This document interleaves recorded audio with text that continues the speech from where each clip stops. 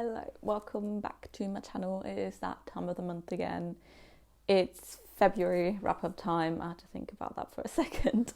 This month I feel like has been quality over quantity, which is nice. I do enjoy that. I read 7 books, which is not bad.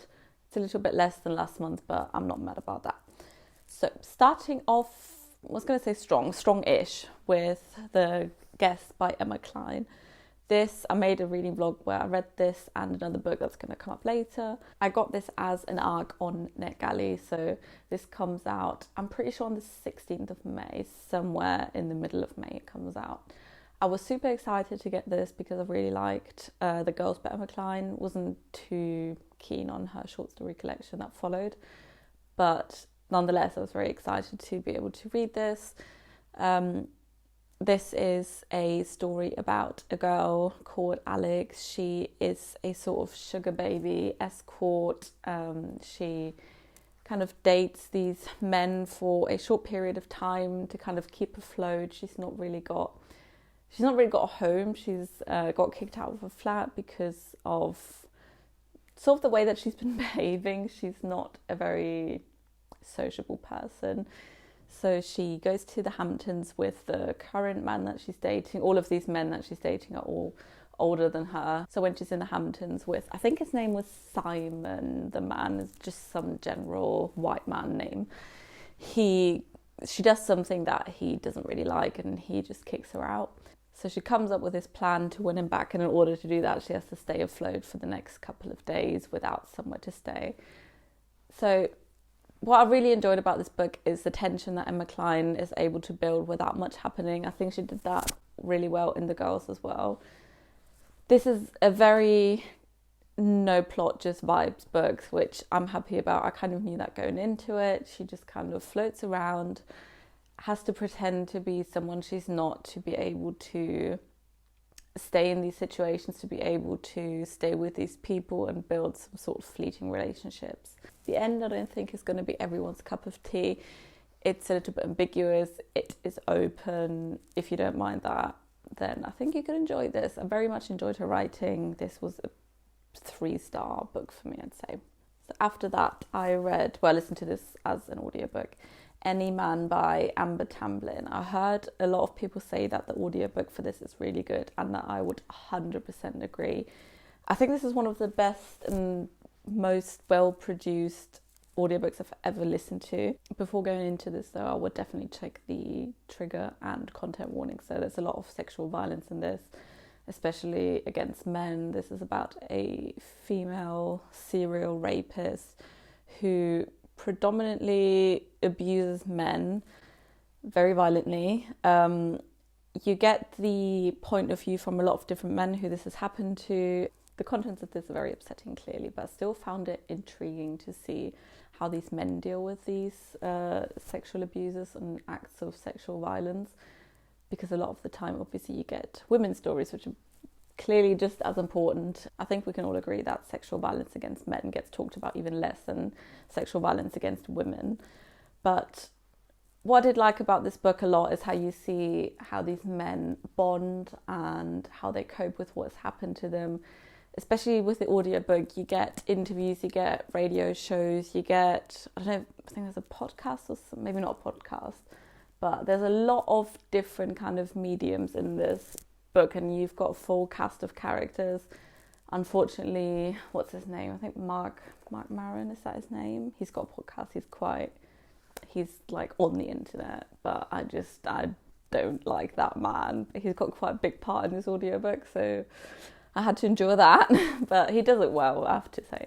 But again, this is a very heavy book to listen to. I'm sure it's just as heavy to read, but I feel like because the audiobook was so good and so intense, it was, quite a hard listen. Very good nonetheless, I do recommend. What did I read after that? Let's see. Oh, I read this one I've actually got here. The Office BFFs. It's very overexposed, isn't it? The Office BFFs by Angela Kinsey and Jenna Fischer. This is a sort of coffee table-ish book with a lot of pictures in it. This is a book obviously by Pam and Angela. from the US Office, which is my favourite ever show. I've watched it about 10, 11 times. I've always got it on in the background.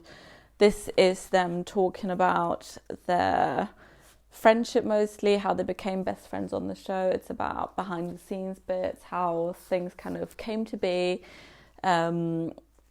A lot of anecdotes. I really enjoyed this, but I do think you have to be a pretty big Office fan to enjoy this. Otherwise, I'm not sure how much value this would hold. I really liked this. It was very fun to read. After that, I read one of two of my favourite books this month, which was Either Or by Elif Batuman. I really, really enjoyed this. As I said 100 times, The Idiot is one of my favourite books. This is the sequel. We follow Celine as she enters her second year in Harvard. She sort of discovers a lot of new things about herself. She reads a lot of books that she applies to her life, and she tries to find direction and guidance from these books. She, again, does a lot of traveling, meets a lot of new people, finds out a lot of things about herself. I enjoyed this reading experience a lot. If you want to hear more thoughts about this, it's going to be linked below in my reading blog or up. Is it there? I think it's up here. Next up, I read Hunger by Roxane. This is one I definitely wanted to get to this year. I really am trying to make an effort of going through my physical TBR, all of the books that I actually own that I've got here in my flat with me, because it's getting more and more. This is one I've had on my shelves for honestly a few years, and I'm not sure why I've never gotten to this, because Roxane is definitely up there with my favourite authors. This book especially, I think I was a little bit apprehensive to read, because it talks about body image, eating disorders, about hunger, about gaining weight, losing weight, how you view yourself, how you view your body. And I thought that might be a little bit personal, so I feel like I had to wait for the right time, which apparently came this month. This memoir follows her sort of throughout her whole life up until, I think this was published in 2017, yeah. How she grew up, how something very, very, very traumatic happened to her when she was 12 years old, and how that has led her to gain a lot of weight that she's never been able to lose for a lot of reasons. She talks a lot about her internal struggles, things that have happened to her because of her weight. She says a lot of times in this book how the bigger you become, the smaller your world gets. And I feel like she really hones that, and you really understand what she means by that. It is a very, very, very powerful book. I thought it was incredible how open and honest she was in this. Very moving, very emotional, made me cry. The things that she talks about and the things that she had to experience, not that one traumatic event, not just that one traumatic event, but everything that sort of, the domino effect that followed afterwards. I loved this, but yeah, I think you have to be in the right mindset to read this. After that, what did I read after that? After that I read Big Swiss by Beagin, I think it's Beagin, I'm not sure. This has obviously been very hyped on BookTube, Bookstagram, BookTok, all of the social platforms, and I hate this cover. It makes me uncomfortable. I'm sure that's something that is intentional, but yeah, it worked on me. My leg fell asleep. It's horrible. From the blurb, I was still very excited to read this, so I picked it up almost as soon as it came out as an audiobook. This is about a woman named Greta. She is a sex therapist, transcriptionist, so she transcribes all these therapy sessions, and through doing that she falls in love with one of his clients, who she calls Big Swiss because she doesn't actually know her name. She only knows her initials, but she is from Switzerland, so she calls her Big Swiss. And then she meets her in real life at a dog park. What ensues is a very messy affair. So I wasn't a huge fan of this book, which I think I'm in the minority of, because all the reviews I've seen are of people loving this. So love that for you, wasn't for me. I'm just a bit over this sort of give a woman a quirky thing in her life and let's write a book about this, like her being a sex therapist, transcriber, what's the word? Transcriptionist, that's the word. I just feel like it's been done. Not that specific job, but just this sort of quirky, a little bit different woman who is a little bit unhinged. She's unhappy in her life. She lives in like a weird house with all of these, I'm not sure if you've read this. There's so many, especially in a house, there's so many different animals, like different animal references. There's like bees that live in a house. It's like always cold. They have donkeys. Is there like a metaphor for that? What did you get from that? Because it just left me confused, but maybe you can enlighten me. I thought it was well written, but it didn't leave an impact on me. But again, I think I'm in the minority, so if you've seen a lot of people hype this up and if you think it sounds interesting, I think you should still give it a go because people seem to really enjoy this. And then last but not least, this was my other favourite of this month. It's called One's Company by Ashley Hutson. I've not seen anyone talk about this. I can't remember how I even got to know about this book, but I'm so glad that I picked this up. This was so up my street. This one's about a woman called Bonnie. She is very introverted. She just wants to be left alone. She lives by herself. She's sort of very isolated in her life. And she's got this show called Three's Company that is kind of her comfort zone. It's like her comfort blanket. She watches it all the time. She feels like she's friends with these people. She's very into this show, maybe a little bit obsessively. Something traumatic happens in her life. Actually, quite a few things happen in her life that lead her to enjoy this sort of extreme isolation.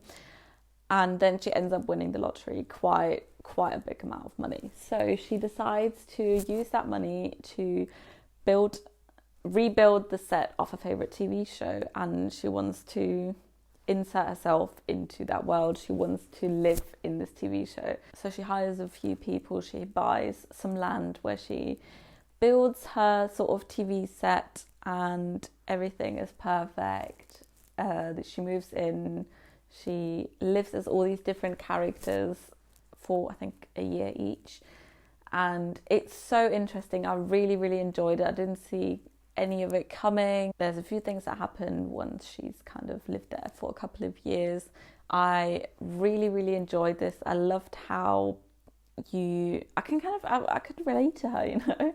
She just wants to be left alone. She has obviously had quite a hard life and she just wants to heal herself. She just wants to be in what to her is a very safe environment, a very comfortable environment, and people seem to not want that for her. If you've not heard about this, you should really check this out. I enjoyed this a lot. It's very unique. I know I just said that I'm over that thing of giving a woman a unique thing and write a book about it. This is sort of that. It falls into that category, I know that. But for some reason, this time it really worked for me, and with Big Swiss, it just didn't. So those were all of the books that I read this month. I enjoyed all of them quite a lot. There was nothing less than a 3-star here for me. Not that I'm that bothered about rating books anymore, but I still do it just because I want the stats at the end of the year. But I'm very happy with everything I've read, which never happens. I feel like I'm always a little bit of a middle of the road kind of reader. But I feel like the more I'm reading, the more I'm obviously getting to know what I like, and I tend to only pick up those things now. Well, that's a lie, but I've still got a lot of things that I just don't enjoy. Anyway, that wraps up my February reading month. I can't wait to read a lot more good things in the month of March. I feel like I'm on a good reading streak. We'll see. Hopefully I'm right in that. If you have read any good books this month that will stand out to you, I would honestly love to hear about it. You can leave a comment for me if you'd like. I really like to know what other people are enjoying, what they're reading, even what they don't like. I'm just nosy like that when it comes to reading. If you want to let me know, by all means, let me know. But without further ado, thank you so much for watching. As always, I really appreciate it. And I'll probably see you in my next video. Goodbye.